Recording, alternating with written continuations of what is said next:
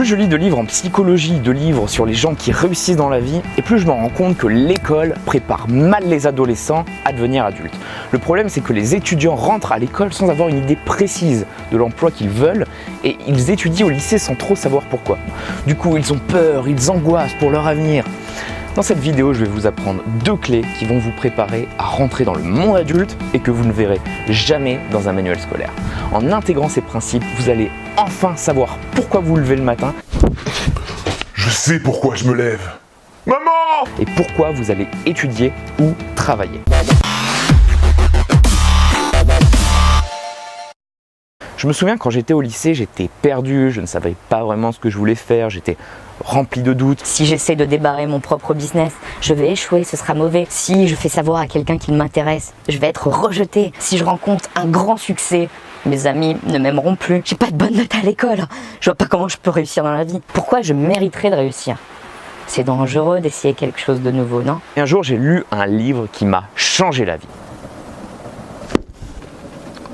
Regarde. J'ai fait un exercice et cet exercice c'était d'écrire ses objectifs sur un papier à moyen et à court terme et de trouver un pourquoi fort à ces objectifs. Si ce qui me fait vibrer dans la vie c'est de devenir tailleur de bonsaï professionnel, il faut que je réfléchisse à pourquoi je veux le devenir. Pourquoi? La première leçon qu'on ne vous apprend pas à l'école, c'est que pour réussir, il faut avoir une idée ultra précise de ce que vous voulez. Vous devez savoir exactement ce que vous désirez faire de votre vie et tout ça pour vous créer un plan d'action et vous y attaquer. En ayant une image claire de la personne que vous souhaitez devenir, et ça de manière répétitive, c'est-à-dire tous les jours, vous allez créer de nouvelles connexions dans votre cerveau qui vont participer à l'atteinte de votre objectif. C'est ce qu'on appelle la neuroplasticité, les amis. Et le matin, vous allez enfin savoir pourquoi vous vous levez. Ah non, je sais pas. La deuxième leçon, c'est que l'éducation apparaîtra toujours en deuxième place derrière l'expérience.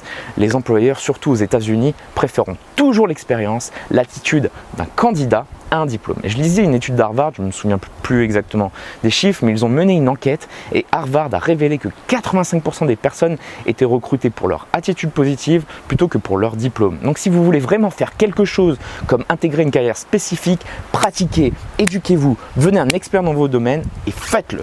Et pour finir, je vous ai fait une petite liste de ce que j'ai appris dans les livres au lieu de les apprendre sur les bancs de l'école. Premièrement, vous n'influencerez jamais le monde en essayant d'être comme tout le monde. Deuxièmement, la sagesse vient avec l'expérience de la vie et non grâce au manuel. Troisième chose, l'imagination est plus précieuse que la connaissance. En fait, l'école bouffe l'imagination des élèves.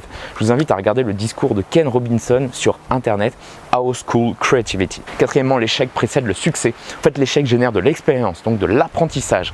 Alors lancez-vous à corps perdu dans ce que vous faites. Cinquièmement, vous pouvez entraîner votre cerveau à voir le bien partout dans votre environnement. Chaque situation négative peut se transformer en expérience positive. Allez voir la vidéo de Clément pour ça sur le reframing. Sixièmement, les gens vont oublier ce que vous dites, mais ils ne pourront jamais oublier comment ils vont se sentir avec vous. Septièmement, si vous croyez que vous pouvez, alors vous pouvez. En adoptant cette attitude, vous allez prendre conscience que vous êtes le seul maître à bord pour orienter votre vie et atteindre l'excellence. À partir de maintenant, j'espère que vous allez adopter une énergie de malade pour agir pour ce qui est important pour vous. Croyez-moi, si vous agissez pour vos rêves, si vous êtes persévérant et si vous voyez l'échec comme un cadeau, alors vous allez être vu par les autres comme un leader. Yes we can. Allez, à plus.